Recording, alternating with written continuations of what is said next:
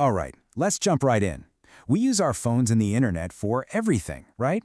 Connecting with family, getting work done. It's our lifeline. But have you ever stopped to think about the real cost? And I'm not talking about your monthly bill. I mean the cost to the planet. And it is a massive question. I mean, get this, the internet's carbon footprint, it's right up there with the entire airline industry. That's wild. And that's before you even think about the mountains of old phones and laptops or the incredible amount of your personal data these companies are sitting on.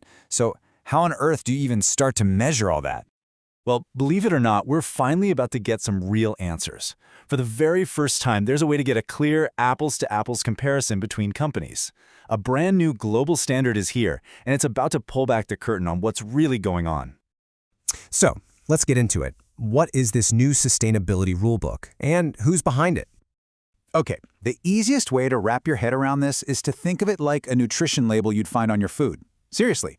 But instead of showing calories and sugar, this label shows a company's performance on things like the environment and social issues.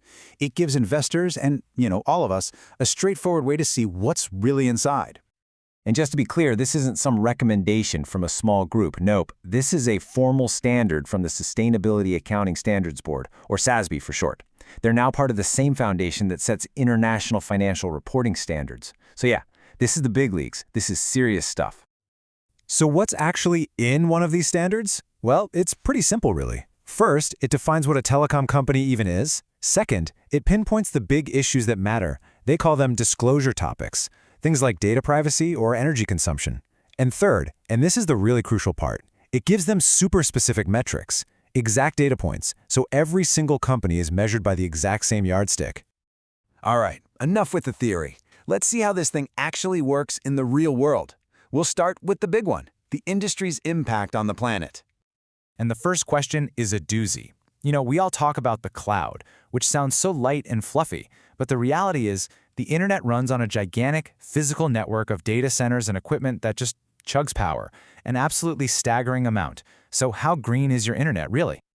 This is where the standard gets real. Companies can't just throw out vague promises anymore. Now they have to report their total energy use in gigajoules. And to give you a sense of scale, just 1 gigajoule is about what an average home uses in a week. They also have to say exactly what percentage of that energy comes from the grid versus what percentage comes from renewables. No more hiding. It's just hard data, not corporate greenwashing. But look, energy is only part of the story, right? We all have that drawer full of old phones and gadgets. They become obsolete so fast, and it all adds up to this huge growing mountain of e-waste. So what really happens to your old device when you upgrade? Well, the standard tackles this problem head on. Companies now have to report the total weight in metric tons of all the stuff they get back from customers. And then, here's the kicker. They have to break it down. How much of it was reused, how much was recycled, and how much, honestly, just got dumped in a landfill. Because when you trade in that old phone, what happens next really matters. Reusing it is obviously the best-case scenario, the gold standard. Recycling is the next best thing, but a whole lot of it could still just be trash. This standard is finally going to show us who's really making an effort to close that loop and who's just, well, not. Okay, let's switch gears. We've talked about the physical impact, now let's talk about the digital one. And for a lot of us, this is even more personal. I'm talking about your data. And right off the bat, we need to get two things straight: data privacy and data security. They sound similar, but they're different. Think of it like this.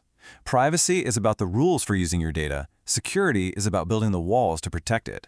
And yep, the SASB standard digs into both.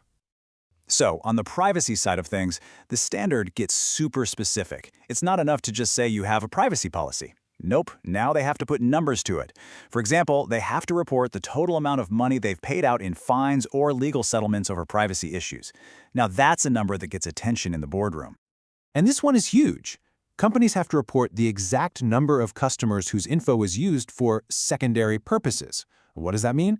It means anything that's not directly providing you service, like, say, using your data for targeted ads.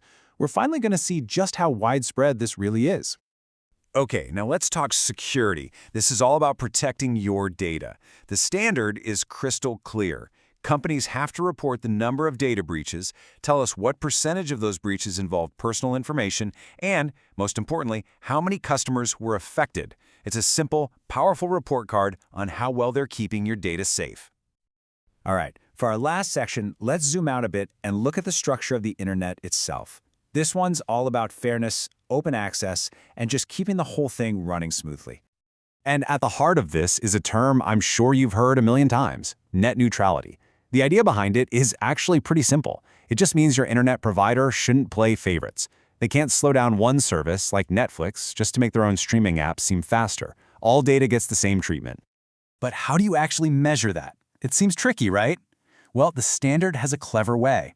It makes companies report two numbers: the average download speed for their own stuff versus the average speed for everyone else's stuff.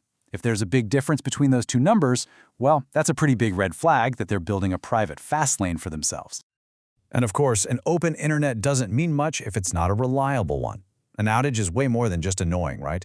It can shut down businesses and cause real problems. So the standard also tracks reliability by measuring how often the service goes down and for how long. So there you have it. We've looked at the planet, your data, and the fairness of the internet.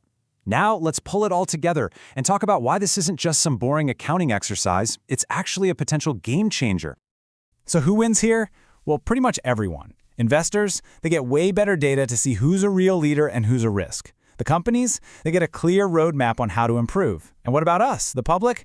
We finally get some real transparency into these services that are so essential to our daily lives. It completely changes the conversation from PR spin to actual hard data. And that means real accountability.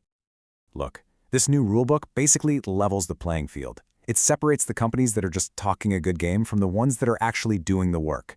Saying you're green or that you care about privacy just isn't going to cut it anymore. Now they've got to show us the numbers. So the real question is, who's going to step up and lead the pack in this new era on transparency?